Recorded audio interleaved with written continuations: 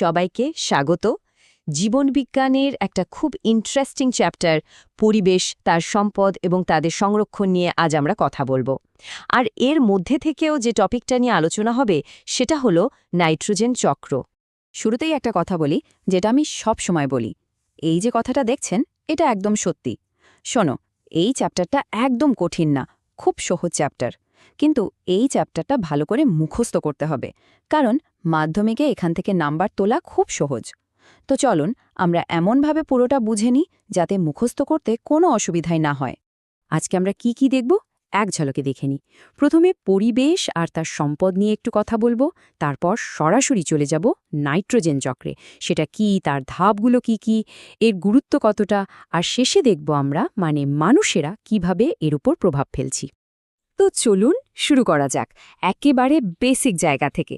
Nitrogen চক্রে ঝাঁপিয়ে পড়ার আগে চট করে বুঝে নিই আমাদের পরিবেশ আর তার সম্পদ বলতে ঠিক কি বোঝায়। পরিবেশ মানে কি? খুব সহজ। আমাদের আশেপাশে যা কিছু আছে, এই যে আলো, বাতাস, জল, মাটি, গাছপালা, পশু পাখি, এই সব কিছু নিয়েই কিন্তু আমাদের পরিবেশ। আর এই পরিবেশেই রয়েছে আমাদের প্রাকৃতিক সম্পদ, যেমন ধরুন জল, জঙ্গল, খনিজ পদার্থ, এমনকি বন্য প্রাণীরাও। কিন্তু সমস্যাটা কোথায় হচ্ছে? আমরা এগুলো এত বেশি ব্যবহার করছি আর দূষণ ছড়াচ্ছি যে এই সম্পদগুলো ফুরিয়ে আসছে। আর ঠিক এই কারণে এগুলোকে বাঁচানো বা সংরক্ষণ করাটা এখন খুবই জরুরি হয়ে পড়েছে। আচ্ছা, পরিবেশ নিয়ে তো একটা ধারণা হলো। এবার চলুন আমাদের আজকের আসল টপিক নাইট্রোজেন চক্রের কাছে যাওয়া যাক। দেখা যাক এই নাইট্রোজেনের সফরটা ঠিক কী রকম। তো নাইট্রোজেন চক্র জিনিসটা কি? বইয়ের ভাষায় বললে এটা একটা চক্রাকার প্রক্রিয়া, একটা সাইকেল, যেখানে কি হয়, বায়ুমণ্ডলের নাইট্রোজেন প্রথমে জীবদেহে ঢোকে, তারপর সেটা মাটিতে মেশে, আর সেখান থেকে আবার বায়ুমণ্ডলে ফিরে যায়। পুরো একটা গোল চক্কর। আর হ্যাঁ, এই সংজ্ঞাটা কিন্তু পরীক্ষার জন্য ভীষণ ইম্পর্ট্যান্ট, ভালো করে মনে রাখতে হবে। এই যে ছবিটা, এটাকে আমাদের আজকের রোডম্যাপ বলতে পারেন। এই ম্যাপটা ধরেই আমরা একটা নাইট্রোজেন পরমাণুর পিছু নেব। দেখব সে কিভাবে আকাশ থেকে মাটিতে, মাটি থেকে জীবজগতে, আর তারপর আবার আকাশে ফিরে যাচ্ছে। দারুণ ইন্টারেস্টিং একটা জার্নি হতে চলেছে। তাহলে আর দেরি কেন, চলুন এই জার্নির এক একটা স্টপেজ বা ধাপ নিয়ে বিস্তারিতভাবে জেনে নেওয়া যাক। মোটা দাগে বললে এই নাইট্রোজেন চক্রের 4টে বড়সড় ধাপ আছে। প্রথমটা হলো নাইট্রোজেন ফিক্সেশন বা সংবদ্ধকরণ, তারপর অ্যামোনিফিকেশন, নাইট্রিফিকেশন, আর সব শেষে ডিনাইট্রিফিকেশন। তো চলুন প্রথম ধাপটা দিয়েই শুরু করা যাক। প্রথম ধাপ আর সবচেয়ে জরুরি ধাপ হলো নাইট্রোজেন সংবদ্ধকরণ। এখন এই সংবদ্ধকরণ বা ফিক্সেশন কথাটার মানে কি? এটা খুব সোজা। বাতাসে যে নাইট্রোজেন গ্যাস হিসেবে ঘুরে বেড়াচ্ছে, তাকে তো গাছপালা বা আমরা সরাসরি ব্যবহার করতে পারি না। তাই তাকে এমন একটা অবস্থায় নিয়ে আসতে হয় যাতে জীবেরা তাকে কাজে লাগাতে পারে।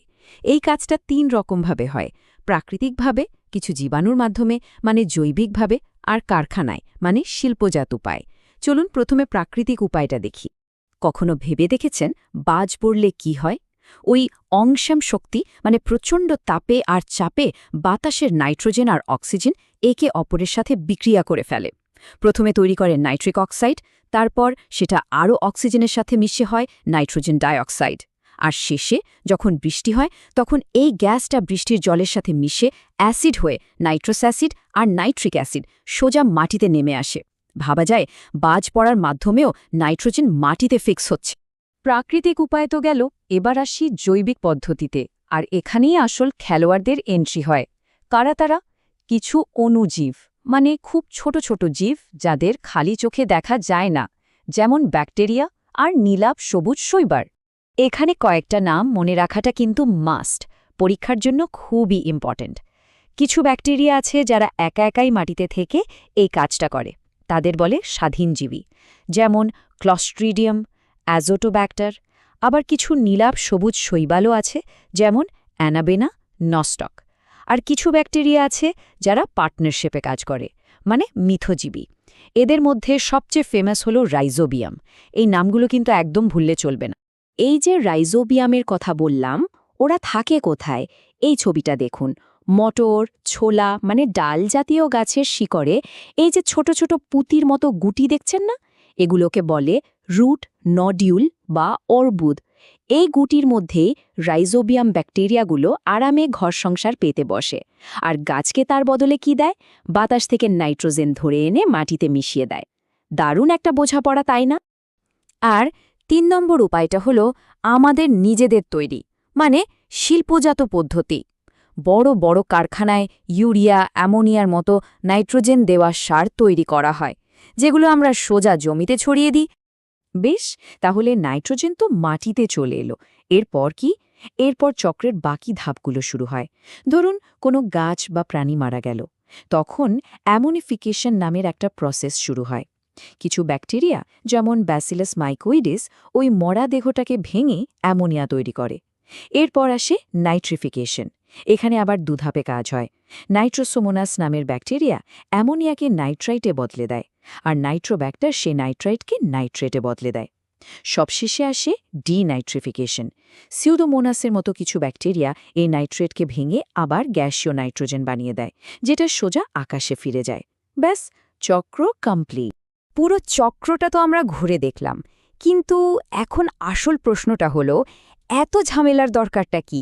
মানে এই নাইট্রোজেন চক্রটা আমাদের জন্য এত ইম্পর্ট্যান্ট কেন? এর গুরুত্ব কিন্তু অমছম। মূলত ৩টে পয়েন্টে বলা যায়। ১ নম্বর, এই চক্রটা মাটির উর্বরতা মানে ফার্টিলিটি টিকিয়ে রাখে।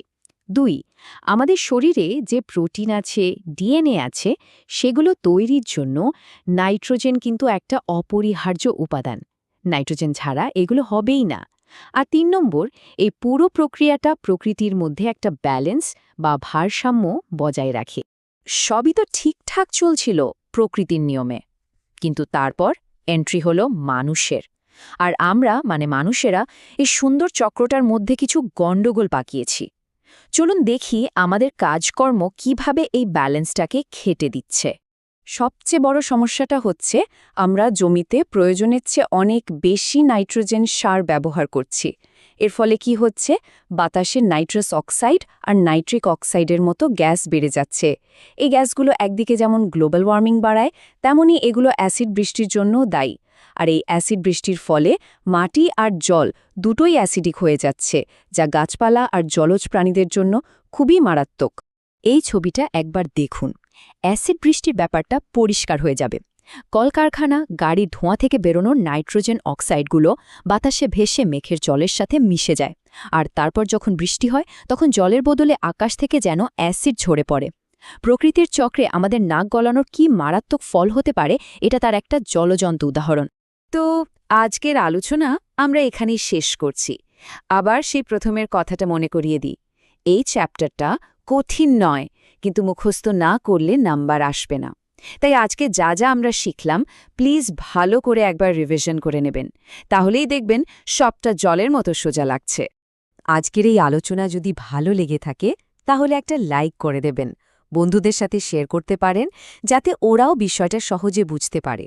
আর হ্যাঁ, অবশ্যই সাবস্ক্রাইব করবেন, কারণ আপনাদের সাপোর্টে আমাদের আরও ভালো কাজ করার মোটিভেশন দেয়।